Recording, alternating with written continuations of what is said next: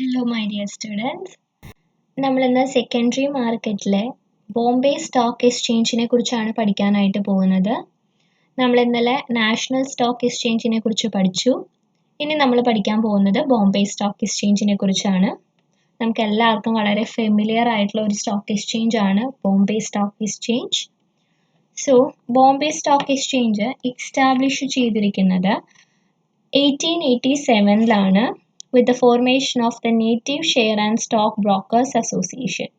Native share and stock brokers അസോസിയേഷനിലൂടെയാണ് ഈ Bombay stock exchange 1887 form ചെയ്തിരിക്കുന്നത്. ഏഷ്യയിലെ തന്നെ ഏറ്റവും ലീഡിങ്ങും അതുപോലെ തന്നെ പഴയതുമായിട്ടുള്ള ഒരു സ്റ്റോക്ക് എക്സ്ചേഞ്ച് ആണ് ബോംബെ സ്റ്റോക്ക് എക്സ്ചേഞ്ച് അഥവാ BSE എന്ന് പറയുന്നത്. അതുപോലെ തന്നെ 1956 ബോംബെ സ്റ്റോക്ക് എക്സ്ചേഞ്ചിന് റിക്കഗ്നൈസേഷൻ കിട്ടിയിരിക്കുന്നത്. Government of India securities contract act 1956 പ്രകാരം 1956 അവർക്ക് റെക്കഗ്നൈസേഷൻ കൊടുത്ത് ഇന്ത്യയിലെ തന്നെ ആദ്യത്തെ ഫസ്റ്റ് സ്റ്റോക്ക് എക്സ്ചേഞ്ച് ആയിട്ട് BSE മാറുകയായിരുന്നു. അതോടുകൂടെ അതിൻ്റെ വളർച്ചയിൽ ഒരു വലിയൊരു ഉന്നതി നമുക്ക് കാണാനായിട്ട് സാധിക്കും. അങ്ങനെ കുറച്ച് വർഷങ്ങൾ കഴിഞ്ഞപ്പോൾ 2007 ആയപ്പോഴേക്കും ബോംബെ സ്റ്റോക്ക് എക്സ്ചേഞ്ച് ഡീമ്യൂച്വലൈസേഷൻ ചെയ്തു. അതിൻ്റെ പ്രൊസീജിയർ വളരെ മുൻപ് തന്നെ നടന്നു. എന്നിരുന്നാലും ഡീമ്യൂച്വലൈസേഷൻ കംപ്ലീറ്റ് ചെയ്തത് 2007 BSEയിൽ ഒരുപാട് ആക്റ്റീവ് ആയിട്ടുള്ള ഷെയർസ് ഉണ്ട്, ലിസ്റ്റഡ് ഷെയർസ് ഉണ്ട്. ഏറ്റവും കൂടുതൽ ട്രാൻസാക്ഷൻസ് നടക്കുന്നത് BSE വഴി തന്നെയാണ്. 70 to 80% ഓഫ് ട്രാൻസാക്ഷൻ BSE വഴിയാണ് നടക്കുന്നതെന്നാണ് പറയുന്നത്.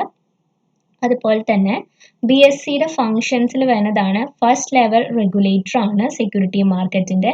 അതുപോലെ തന്നെ മോണിറ്റർ ചെയ്യുകയും ഇൻഫർമേഷൻ പ്രൊവൈഡ് ചെയ്യുകയും ഒരു സർവൈലൻസ് മെക്കാനിസം എന്ന് പറഞ്ഞാൽ നമുക്കറിയാം എല്ലാ കാര്യങ്ങളും നോക്കിക്കണ്ട് എല്ലാ കാര്യങ്ങളും കറക്റ്റ് ചെയ്യുന്ന ഒരു മെക്കാനിസവും പിന്നെ ഇറഗുലാരിറ്റീസ് ഉണ്ടെങ്കിൽ അതൊക്കെ ഡിഡക്റ്റ് ചെയ്യുകയും സ്റ്റോക്ക് പ്രൈസിൽ എന്തെങ്കിലും മാനിപ്പുലേഷൻസ് ഉണ്ടെങ്കിൽ അതൊക്കെ കണ്ടുപിടിക്കുകയൊക്കെ ചെയ്ത് ഒരു റെഗുലേറ്റർ ആയിട്ട് നിൽക്കുന്ന ഒരു ഫംഗ്ഷനാണ് BSE ചെയ്യുന്നത്. പിന്നെ നമ്മൾ ശ്രദ്ധിക്കേണ്ട ഒരു കാര്യം, ഈ എക്സ്ചേഞ്ച് ഒരു കൗണ്ടർ പാർട്ടി റിസ്ക് മാനേജ്മെൻറ്റും കൂടെ ഓഫർ ചെയ്യുന്നുണ്ട്. ട്രേഡിംഗ് പ്ലാറ്റ്ഫോമിൽ ക്ലിയറിങ്ങും സെറ്റിൽമെൻറ്റ് സർവീസസ് ഒക്കെ നല്ല രീതിയിൽ പ്രവർത്തിക്കാനായിട്ട് അവർ ഒരുപാട് ഹെൽപ്ഫുൾ ആണ്.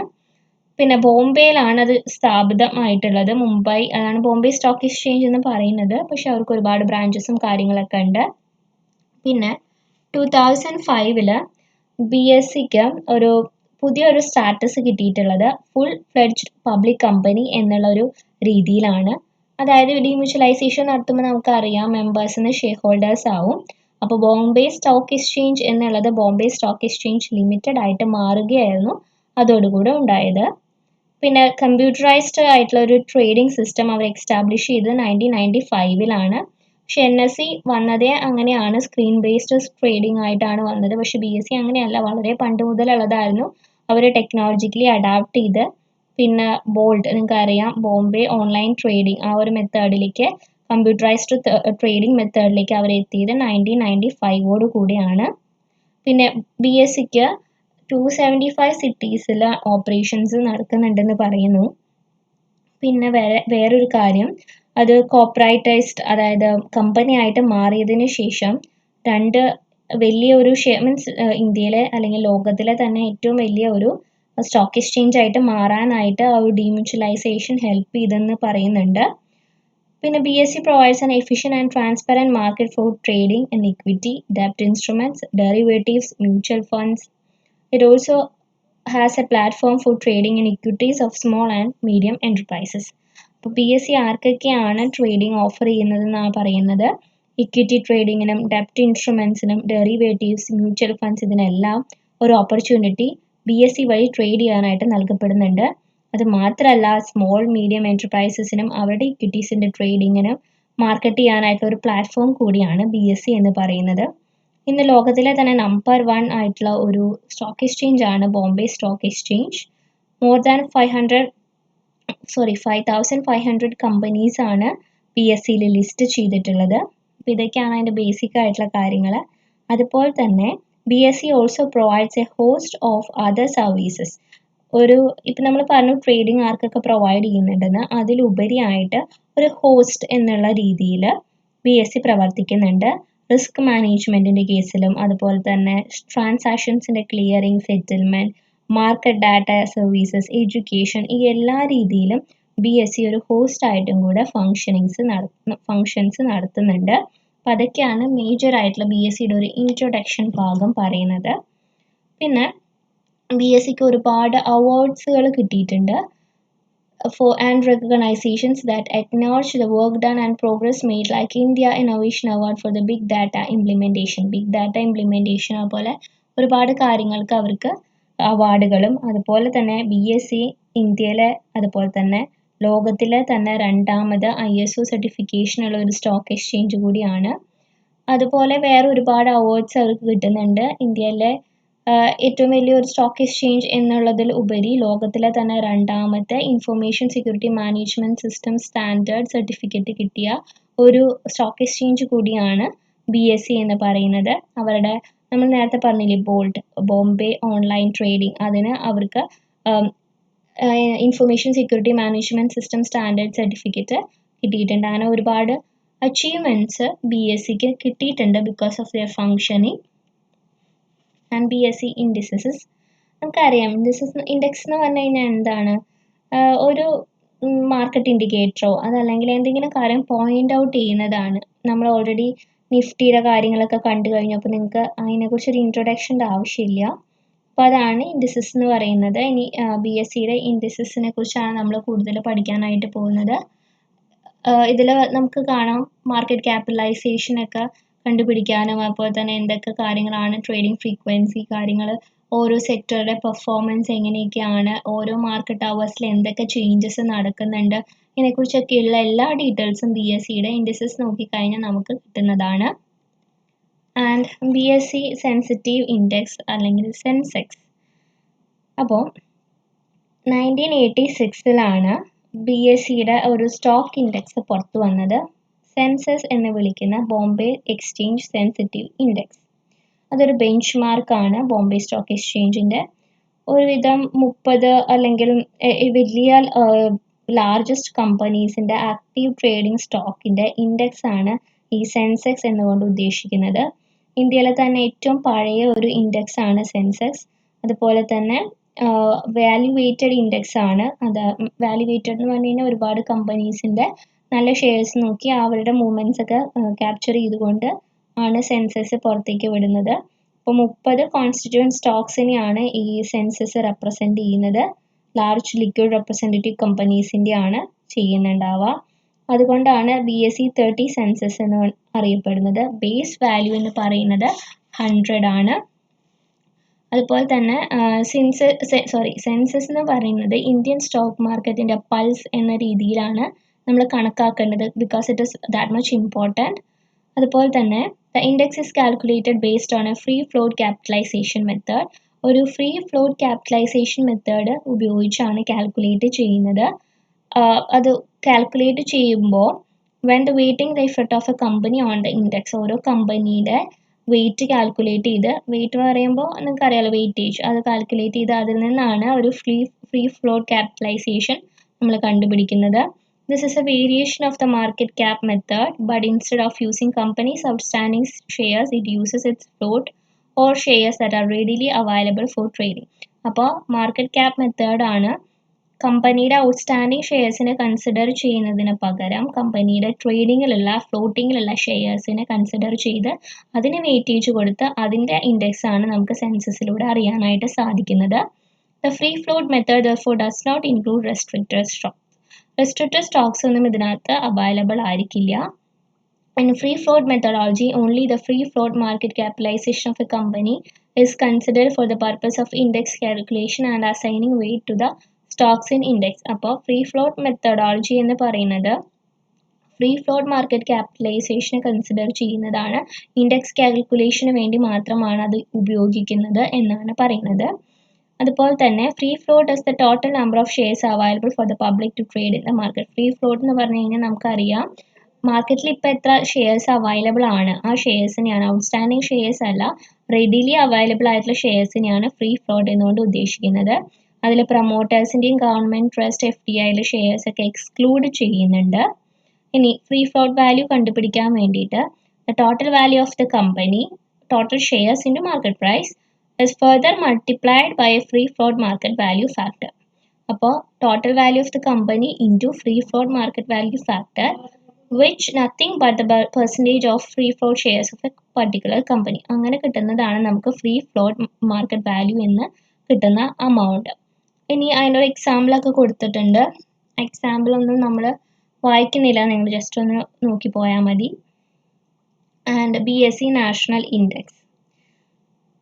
BSE Sensex has only 30 groups. നമ്മളറിയാം 30 സെൻസസ് എന്ന് പറഞ്ഞാൽ എന്തുകൊണ്ടാണെന്നൊക്കെ നമ്മൾ പറഞ്ഞിരുന്നു. A need was felt for a more broad based index. അപ്പോൾ 30 ആകുമ്പോൾ അതിൽ മാത്രം ഒതുങ്ങി നിന്നാൽ പോരാ, അതിലും കൂടുതൽ വേണം എന്നുള്ളൊരു ചിന്ത വന്നപ്പോഴാണ് നമ്മൾ ഈ BSE നാഷണൽ ഇൻഡെക്സ് എന്നുള്ളൊരു കോൺസെപ്റ്റ് വന്നത്. In 1989, Bombay Stock Exchange Limited started compilation and publication of index series called BSE National Index. അപ്പോൾ 1989 ബോംബെ സ്റ്റോക്ക് എക്സ്ചേഞ്ച് ഒരു പുതിയൊരു ഇൻഡെക്സ് സീരീസ് പബ്ലിക്കേഷൻ നടത്താനായിട്ട് തീരുമാനിച്ചു. ഇതിനെ പറയുന്നതാണ് BSE 100 എന്ന്. അത് 2004 മുതലാണ് കാൽക്കുലേഷന് വേണ്ടി ഉപയോഗിച്ചു തുടങ്ങിയത്. The equity shares of 100 companies from the specified and non-specified list of 5 major stock exchange, Bombay, Calcutta, Delhi, Allahabad and Madras have been selected for the purpose of compiling BSE 100. അപ്പോൾ BSE 30 പറയുമ്പോൾ 30 കമ്പനീസിൻ്റെ particular ഷെയർസിൻ്റെ movement മാത്രമേ നമുക്ക് അറിയുന്നുള്ളൂ. അതുകൊണ്ട് നമുക്ക് ഒന്നും ആവുന്നില്ല. അപ്പോൾ നമ്മൾ എന്ത് വിചാരിച്ചു, മീൻസ് BSE വിചാരിക്കുകയാണ് 100 കമ്പനീസിനെ സെലക്ട് ചെയ്യാം. ഈ 100 കമ്പനീസ് അവർ സെലക്ട് ചെയ്തത് ഇന്ത്യയിലെ തന്നെ മേജർ ആയിട്ടുള്ള 5 സ്റ്റോക്ക് എക്സ്ചേഞ്ചിൻ്റെ കമ്പനീസിനെയാണ്. ബോംബെ, കൽക്കത്ത, ദില്ലി, അഹമ്മദാബാദ്, മദ്രാസ്. അലഹബാദ് അല്ല കേട്ടോ, അഹമ്മദാബാദാണ്, ഞാൻ നേരത്തെ തെറ്റി പറഞ്ഞു തോന്നുന്നു. അപ്പോൾ ഈ 5 കമ്പനീസിലുള്ള സ്പെസിഫൈഡ് ആയിട്ടുള്ള നോൺ സ്പെസിഫൈഡ് ആയിട്ടുള്ള മേജർ കമ്പനീസ് എടുത്ത് ഒരു 100 കമ്പനീസിനെടുത്ത് അവരുടെയാണ് പിന്നീട് ഇൻഡെക്സ് കണ്ടുപിടിച്ച് അത് പബ്ലിഷ് ചെയ്യാനായിട്ട് അവർ തുടങ്ങി.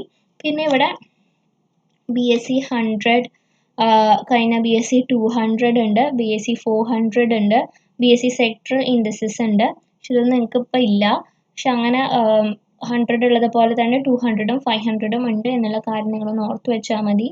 BSE സെക്ടറൽ ഇൻഡെക്സൈസ് എന്ന് പറഞ്ഞത് ഒരുപാട് സെക്ടർ ഉണ്ടല്ലോ. Auto index, banker index, capital good index, consumer durable index, FMCG index, അങ്ങനെ ഓരോ സെക്ടർ തിരിച്ചിട്ട് ഇൻഡെക്സ് കൂടെ പുറത്തേക്ക് BSE പബ്ലിക്കേഷൻ മീൻസ് പബ്ലിഷ് ചെയ്ത് തുടങ്ങി എന്നാണ് അവിടെ പറയുന്നത്.